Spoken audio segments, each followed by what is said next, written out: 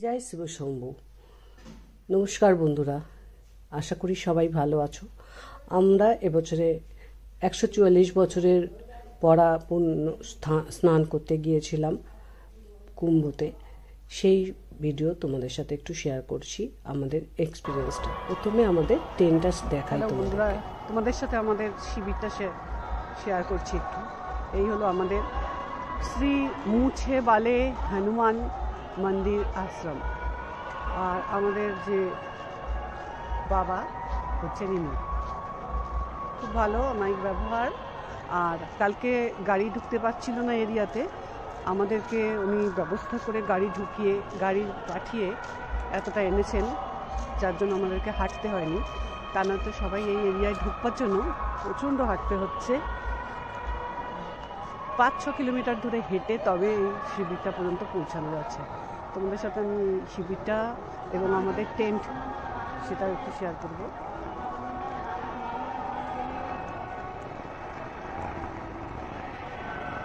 এখনো সকালবেলা লোক ঢুকছে, দেখো বন্ধুরা, কালকে স্নানের জন্য।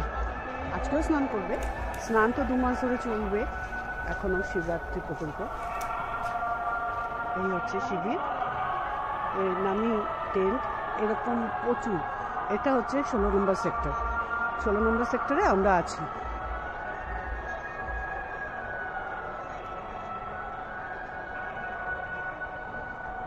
এই সামনেটা ফ্রন্টটা অনেকটা খোলা, আর সামনে যে কুটিরগুলো দেখতে পাওয়া যাচ্ছে এগুলো হচ্ছে ওই বাবার কুটির।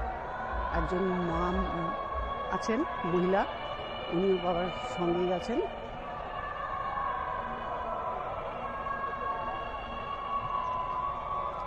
এই সোজা যে গেটটা দেখা যাচ্ছে এর ভেতর থেকে শিবিরগুলো শুরু হচ্ছে। শিবিরে ঢুকে আবার দেখাচ্ছি।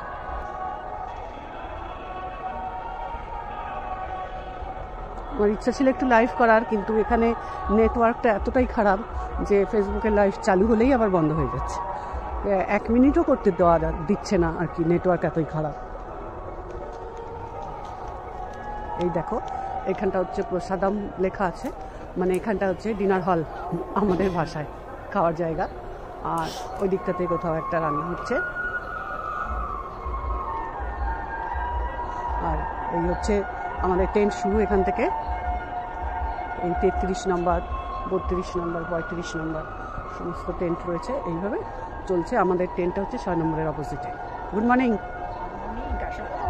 হ্যাঁ, শুনেছি। একদম মুড়ি দিয়ে কম্বল, তারপরে মানে বলার মতো না। সকালবেলা ঘুম থেকে উঠে টেন্টটা একটু তোমাদের সাথে শেয়ার করার পরে রাস্তায় কিছুক্ষণ দাঁড়িয়ে লোকজনের আসা যাওয়া দেখছিলাম। সকালবেলাতেও এখন বাজে, যখন আমি ভিডিওটা করছি 7টা 7:30 এরকম হবে। তো সেই টাইমেই কতটা ভিড় দেখো, সকাল 7:30টার সময়তে। কুম্ভে রাতভর লোক চলেছে, সকাল 7:30 তো অনেক কিছু। এরপর আমরা ব্রেকফাস্টটা করে নিলাম। ব্রেকফাস্টে 3-4 রকমের ফল থাকতো, আর সঙ্গে তো জল, নুন, গোলমরিচ গুঁড়ো, টক দই, একটা তরকারি আর লুচি, আর আচার, কাঁচা লঙ্কা, চা, জল। তো মোটামুটি ব্রেকফাস্টটা ভালোই ছিল।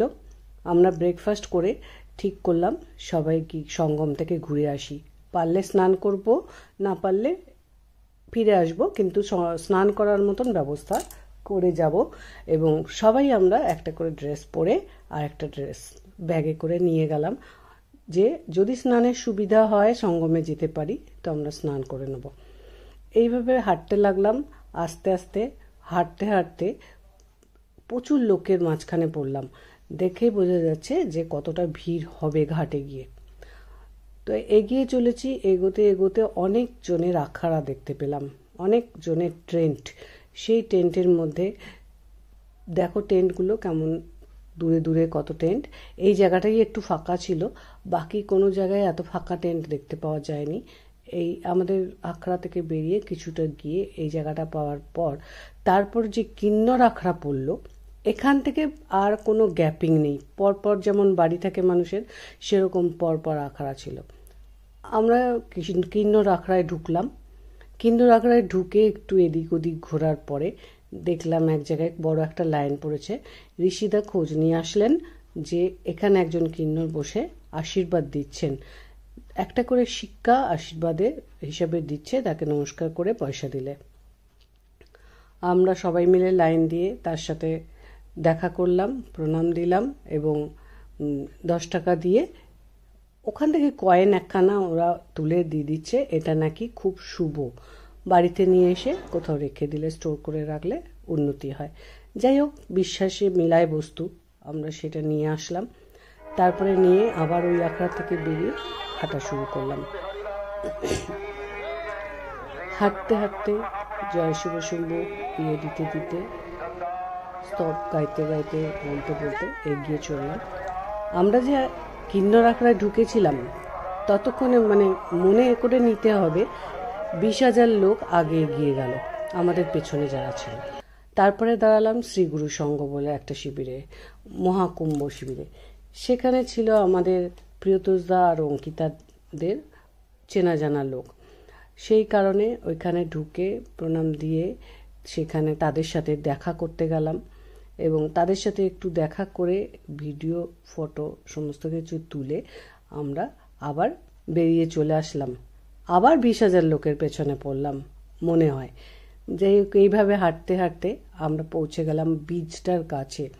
ব্রিজটা দেখতে পাচ্ছ বন্ধুরা, এই ব্রিজটার কাছে এসে আমরা এই ব্রিজটা পার করব, আর তারপরে আরও একটা ব্রিজ দেখা যাচ্ছে, সেটাও পার করব।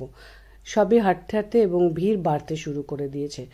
দূর থেকে যখন আসছিলাম এতটা ঘিঞ্জি লোক ছিল না, আস্তে আস্তে যত সঙ্গমের দিকে এগিয়ে আসছি তত লোক বাড়তে শুরু করছে।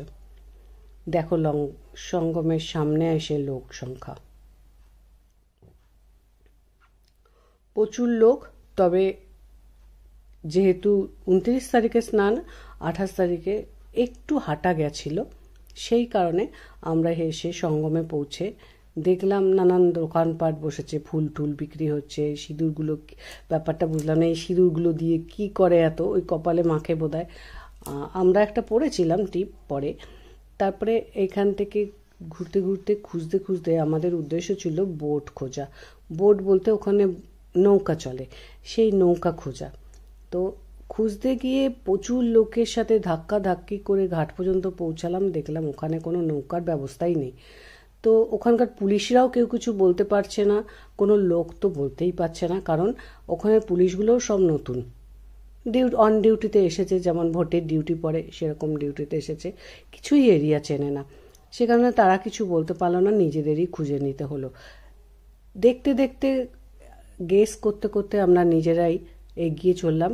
এদিক ওদিক করতে করতে দেখতে পেলাম বা সাইডে, আমরা যেখানে দাঁড়িয়ে আছি তার থেকে বা সাইডে নৌকার ব্যবস্থা। আর এই যে সামনের নৌকাগুলো, এরা পাহারায় রয়েছে, স্নান চলছে, সঙ্গমে স্নান। তবে এটা সঙ্গম নয়, ওই দূরে দেখা যাচ্ছে বোটগুলো, ওই বোটগুলোর কাছে পৌঁছাতে পারলে, নৌকাগুলোর কাছে, তবেই সেটা আসল সঙ্গম হবে, গঙ্গা যমুনা সরস্বতীর মিলনস্থল। আমাদের উদ্দেশ্য ওইখানটায় স্নান করার। তা আমরা এইভাবে এই ভিড়ের মধ্যে থেকে ঠেলতে ঠেলতে ঠেলতে ঠেলতে এগিয়ে চললাম, কারণ আমরা দূর থেকে দেখতে পেয়েছি বোট চলছে, কম হলেও চলছে। তো এই ভিড়ের মধ্যে দিয়ে আমরা যেতে পারলাম না, আবার একটু উঠে গিয়ে একটু ফাঁকা এরিয়া দিয়ে আমরা আবার চলতে চলতে পৌঁছে গেলাম যেখানে বোট চলছে। দেখে তো খুব মনে আনন্দ হলো যে তাহলে আমরা সঙ্গমে পৌঁছাতে পারবো। একটা বোটওয়ালা আমাদেরকে দূর থেকেই ধরে নিয়েছিল, যেমন ওই ব্রোকাররা ধরে। তো তার সাথে কথাবার্তা বলে আমরা একটা বোট ঠিক করলাম। 10,000 টাকায় 10 জন একটা বোট ঠিক হলো, মানে চড়া দাম এই টাইমে। তাও আমাদের সঙ্গমে পৌঁছাতে হবে, স্নান করতে এসেছি, স্নান করতে হবে, সেই কারণে আমরা বোটটা করে নিলাম। বোটটা করে আমরা 10 জনই ওটার মধ্যে উঠে পড়েছিলাম। প্রথমে ওরা চাইছিল 5 জন করে 2টো বোট করাতে, তা আমরা বললাম আমরা একটা বোটেই হয়ে যাচ্ছে, যখন আমরা একটা বোটেই যাব।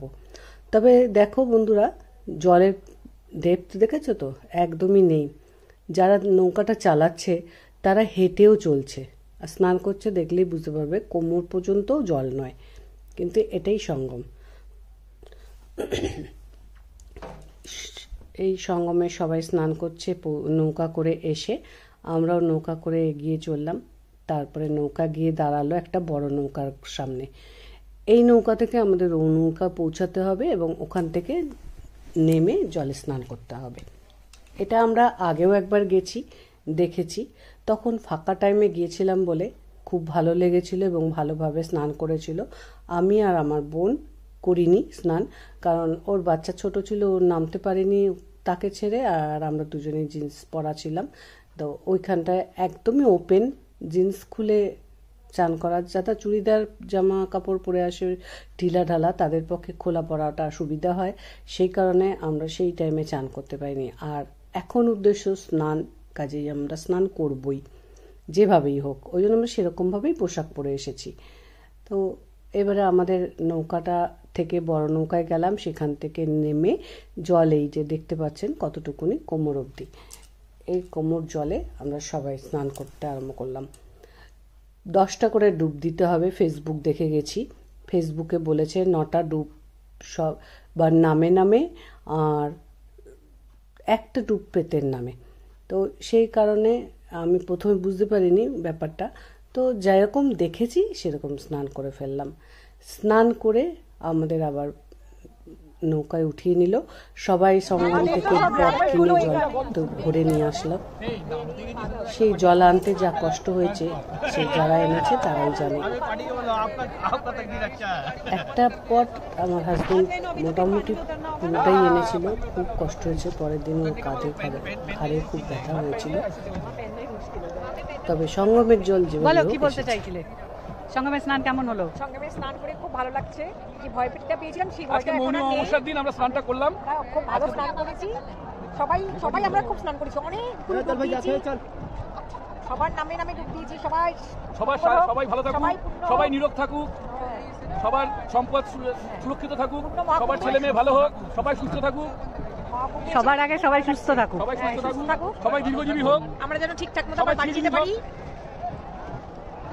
সবার ইশিদার মতো টাকা হোক।